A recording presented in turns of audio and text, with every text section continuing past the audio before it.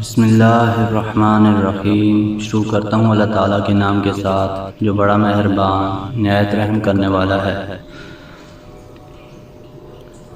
سیدنا عبداللہ بن عمرو رضی اللہ عنہ سے روایت ہے کہ رسول اللہ صلی اللہ علیہ وآلہ وسلم نے فرمایا، یقیناً سب سے بڑے گناہوں میں سے یہ ہے کہ کوئی شخص اپنے والدین پر لعنت بھیجے۔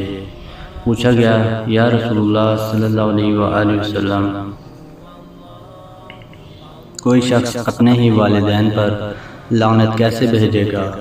آپ صلی اللہ علیہ وآلہ وسلم نے فرمایا کہ آدمی دوسرے آدمی کے باپ کو برا بھلا کہے گا تو دوسرا بھی اس کے باپ کو اور اس کی ماں کو برا بھلا کہے گا۔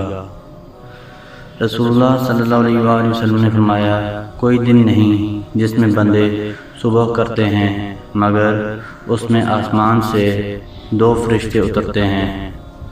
ان میں سے ایک کہتا ہے، اے اللہ، خرچ کرنے والے کو بہترین بدل عطا فرما، اور دوسرا کہتا ہے، اے اللہ، روک کر رکھنے والے کے حصے میں ہلاکت کر۔